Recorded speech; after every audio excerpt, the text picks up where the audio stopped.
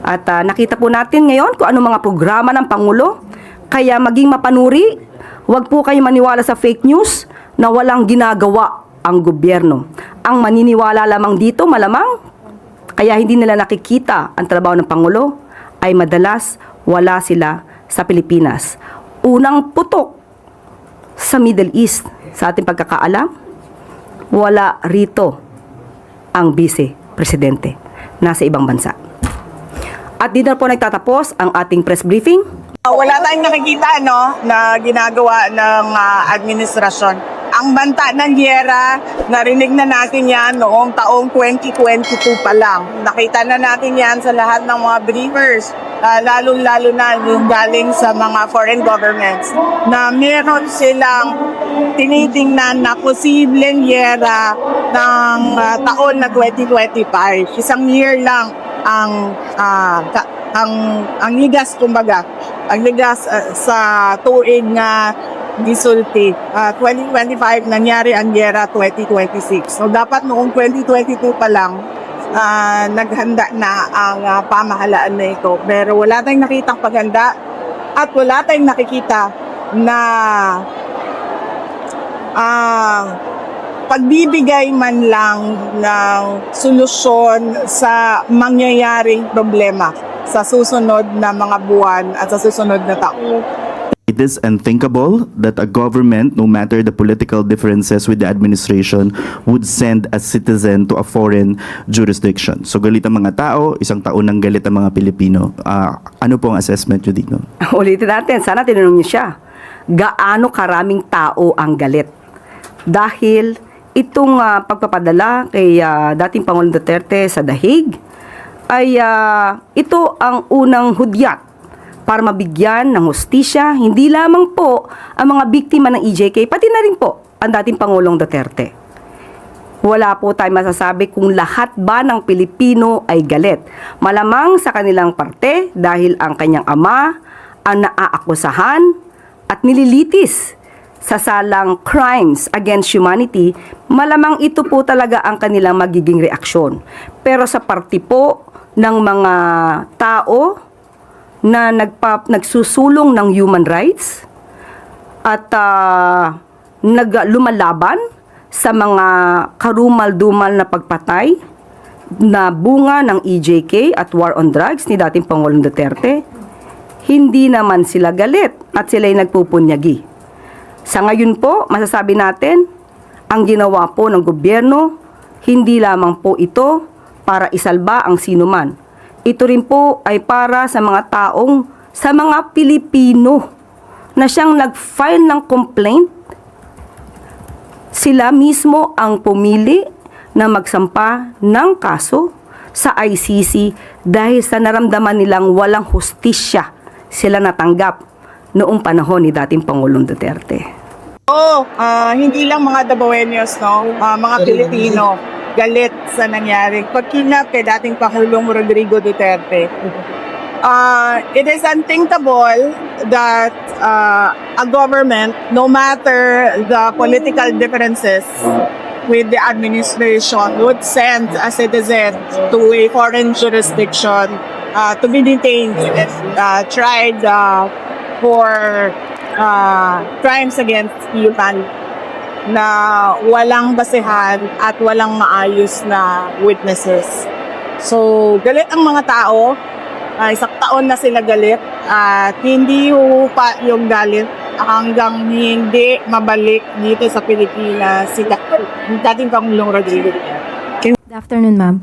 Ma'am, may we know kung naibigay o kailan po ibibigay yung letter certifying urgent yung measure giving emergency powers to the President to suspend oil excise tax? Okay, nasagot na po ito ni Pangulong Marcos Jr. doon sa kapihan, pero ang sabi po niya, kapag ka po nandiyan na po ang committee reports ng dalawang Kongreso, yung Senate at saka yung lower house or House of Representatives, doon lamang po magbibigay po ng certificate of urgency. Aasahan po talaga na magbibigay po at papadala po ang Pangulo ng certificate of urgency. Ma'am, kasi yung sa House, napasa na nila yung bill on second reading kahapon. Nabasa po kaya ni Pangulo yung version ng House and is he satisfied with that version? Sa ngayon po ay hindi pa po ipinapaalam sa atin kung naibigay na po ang kopya na ito. At hinintay po natin na maging final po yung ibibigay nilang committee reports. At Sama doon naman namin po, sa Senate. yes, at doon lamang po action ng ating Pangulo. Ma'am, despite these interventions being pushed by the administration, VP Sara said kulang pa rin yung preparation ng administration regarding dito sa tension sa Middle East. And allow me to read a portion of her interview. Wala tayong nakikita na ginagawa ng administrasyon. Ang banta ng gera, narinig na natin yan noong taong 2022 pa lang. Dapat noong 2022 pa lang, naghanda na ang pamahalaan na ito pero wala tayong nakitang paghahanda. May we get your comment on this, ma'am? Dapat tinanong niyo muna ang Vice Presidente, 2022, anong buwan? Baka naman panong-panong kanyang ama ito. Tandaan po natin, noong 2022, nangangampanya po sila pareho ni Pangulong Marcos Jr. Uniteam sila. May nabanggit po ba siya sa Pangulo patungkol dito?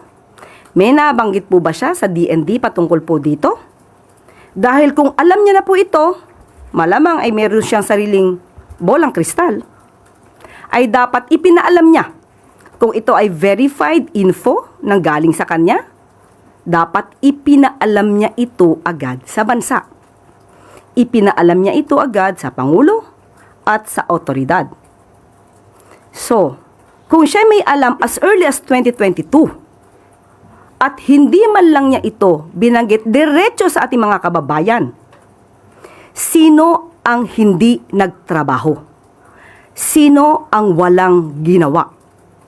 Tandaan po natin, ipinagmamalaki niya meron siyang informasyon patungkol dito. Hindi po ba obligasyon niya bilang Vice Presidente na ito ay ipaalam sa ating otoridad? Para man lang ang ating mga kababayan, katulad ng sinasabi niya, ay nakapaghanda. Kung hindi niya to sinabi, definitely, this is a breach of public trust. Meron po tayong tinatawag na non-feasance, mga taong gobyernong hindi nagtatrabaho. Thank you, ma'am. Sunod na tanong mula kay Samuel Medinilla. Good afternoon, ma'am. I-ask ko lang po, if may plan po bang government umutang sa mga international lending institutions to fund the Middle East crisis response ng government? Sa ngayon po ay wala pong napabanggit patungkol po dyan. Kinausap po natin at tinanong po natin to mismo kay Secretary Go ng Department of Finance. Ngayon po ay walang balak. Bali, sufficient po yung funds ng government for... Yes po. Sa ngayon po ay hindi pa po napag-iisipan kung uutang po. Tapos on another topic po, may budget po bang na-allocate yung government para po dun sa ongoing bid ng Pilipinas para dun sa United Nations Security Council seat po? Meron po. Ayon po yan sa 2026 GAA po natin. Meron pong budget. Bali, magkano po kaya yun? Opo, binanggit po sa akin ni Secretary Tess, hindi ko lang po naisulat dito, mga 20 plus million pesos. Ibibigay ko po yung pinakadetalye. Hindi ko po na sulat sa aking note. Pero nabanggit na po sa akin ni Secretary Tess. I-ask ko na lang po kung saan po kaya gagamitin po yung fund na yun. Sa pangangampanya. In what manner po? Will it be used to speak with other countries or will it be ano po? Saan po? Sa lahat ng klase ng pangangampanya, para po maipakita ng ating Pangulo na tayo po ay interesado na magkaroon ng non-permanent seat sa UN Security Council. Thank you po. Sunod na tanong mula kay Tristan Nadalo, Newswatch Plus. Good afternoon, Yusek. Sa isang interview po sa Davao City, sinabi ni Vice President Sara Duterte na galit ang mga tao sa ginawa sa dating Pangulo 1 year since his arrest. So the Vice President says Filipinos remain angry over the arrest of the former president and that this anger will not subside until he is brought back to the Philippines. Sabi niya po, it is unthinkable that a government, no matter the political differences with the administration, would send a citizen to a foreign jurisdiction. So galit ang mga tao, isang taon ng galit ang mga Pilipino. Ano po ang assessment nyo dito? Ulitin natin, sana tinanong niyo siya, gaano karaming tao ang galit? Dahil itong pagpapadala kay dating Pangulong Duterte sa dahig, ay ito ang unang hudyat para mabigyan ng hustisya hindi lamang po ang mga biktima ng EJK, pati na rin po ang dating Pangulong Duterte. Wala po tayong masasabi kung lahat ba ng Pilipino ay galit. Malamang sa kanilang parte dahil ang kanyang ama ang naaakusahan at nililitis sa salang crimes against humanity, malamang ito po talaga ang kanilang magiging reaksyon. Pero sa parte po ng mga tao na nagsusulong ng human rights at lumalaban sa mga karumal-dumal na pagpatay na bunga ng EJK at war on drugs ni dating Pangulong Duterte, hindi naman sila galit at sila'y nagpupunyagi.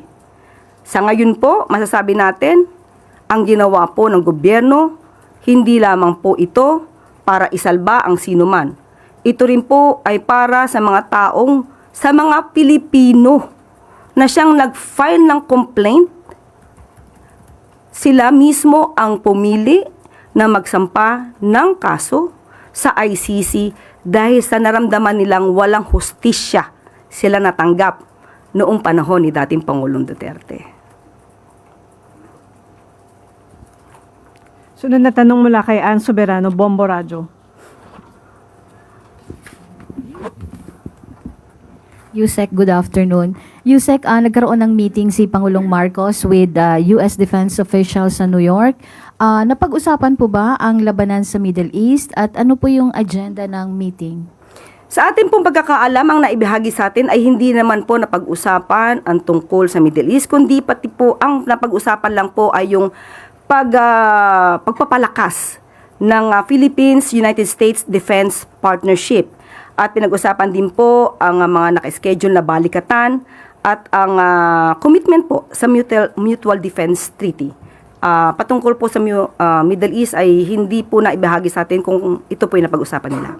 Follow-up, Yusek. May bagong commitment po ba ang US pagdating po sa security support sa Pilipinas? Ganun pa rin po, nanatili po na dapat nilang panatalihin at palakasin pa rin po ang Philippines and US Defense Partnership sa pamamagitan din po ng Mutual Defense Treaty.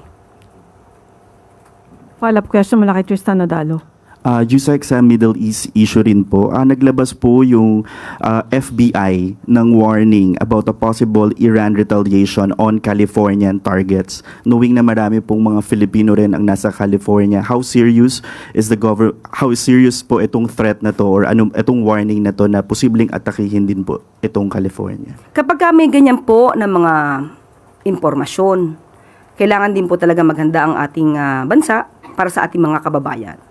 At hindi po ito pwedeng isawalang bahala o tulugan. Kailangan po na maging alerto rin po tayo kung ano man ang mangyayari sa ating mga kababayan sa California. Last question mula kay Ivy Reyes, Bilyonaryo. Yusek, on the first year of Duterte's arrest yesterday, Kong Pulong Duterte said it will forever be remembered as the day that the administration chose, quote, political vengeance over gratitude. Si Duterte raw po kasi yung nagpalibing kay late President Marcos Sr. sa libingan ng mga bayani at yung goodwill daw po ng Duterte family ay sinuklian sa pag-aresto sa kanilang ama. Ang pagpapalibing po ng labi ni dating Pangulong Ferdinand E. Marcos Sr. ay ito naman po ay naaayon sa batas at nagkaroon din po ng desisyon as Supreme Court dito. At naibalita na rin po natin before na si Pangulong Marcos Jr. ay nagpapasalamat sa ginawa ni dating Pangulong Duterte patungkol po dito. Pero ang pagtanaw ng utang na loob ay hindi naman po kinakailangan na i-tolerate o tulugan ang anumang akusasyon ng kriminalidad at takpan ng mata sa maaaring nadulot ng karumal-dumal na patayan ng EJK. Hindi rin po pwedeng ipikit ng gobyerno at ng Pangulo ang kanyang mata sa mga sinapit po ng mga complainants dito sa ICC. So, muli, nagpapasalamat po si Pangulong Marcos Jr. sa ginawang ito ni dating Pangulong Duterte at ito naman po ay sinang-ayunan ng Supreme Court at wala naman po nalalabag na batas. Yun naman po. Yusek, follow-up lang po. Are we expecting a change in leadership in the tourism department? Secretary Frasco po. Malamang bukas ay meron po tayong announcement. So is that confirmation that there will be a change in leadership? Pwedeng oo, pwedeng hindi. Magbibigay kami ng announcement tomorrow. Is this Sumakit ang ulo ni. Yusek, follow-up po last. Is this trade diplomat Dita Angara replacing Secretary Frasco? Hindi po ako makapagbibigay ng anumang detalye sa ngayon. Hindi pa po ibinibigay sa akin ng papel kung mayroon man. Kapag ka mayroon ng ibinaba na anumang anunsyo, ibibigay ko po agad sa inyo. Kahit po tayo ay work from home tomorrow. So may Pero Yusek, pero normally, dalawang beses na dinenay ito, ngayon hindi nyo dinenay. So what does that mean? Meron na ba ako inamin? Kaya nga, so, Wala pa ako inamin. Ang sabi ko, kung may darating na papel, ibibigay ko sa inyo ang anunsyo bukas. So kung walang papel, wala ko i-announce. So Yusek, confirm lang po namin, does Secretary Frasco still enjoy the trust and confidence of the President? Sa ngayon po? Ngayon po. Opo. Opo.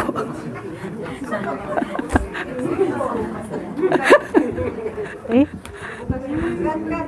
Katrina Domingo, ABS. Yes. Ma'am, before, clarifying. By the way, Yes, ma'am, go ahead. how was your trip? The Hague? Yes. It was very professional. Anyway, Undersecretary. Undersecretary, basing from Alexis's question, before when he asked you about yung potential cabinet changes, you would immediately respond saying na he or she enjoys the confidence and trust of the president. Now there seems to be a shift in terms of the directness of the answer. Oh, really? Yes, there is. What prompts that indirect answer right now? Why is there a change in terms of the tone and the, as mentioned, directness of your answer? Why is there a seeming hesitance on your part? No, there's none. Even before, I will always say, as of this date o as we speak, walang balasahan. So ngayon tinatanong niyo sa akin kung may balasahan, sa ngayon, wala pa. Bukas, kung may ibibigay sa ating papel, maaari ako mag-anunsyo. Ma'am, pero naka 4-day work week na lang kayo. Yes. So bukas po. Work from home kami. So wala hong manunumpa bukas sa palasyo kasi sarado ho, di ba? Hindi ko masabi. Hindi ko masabi. Let us just wait. No, Yusek, sorry. Without naming names, can we at least confirm that the tourism portfolio will be led by another person tomorrow? Wala pa nga po ako masabi. Hindi ko po pwedeng maunahan kung ano magiging anunsyo ng Pangulo. So, hintayin na lang po natin. Mamaya, baka meron. Tingnan natin. Hindi ko alam. Hindi ko masabi. Let us see. Okay? Wala nang tanong? Para lagi niyo akong hinahanap. Hinanap niyo ba siya ng ilang araw?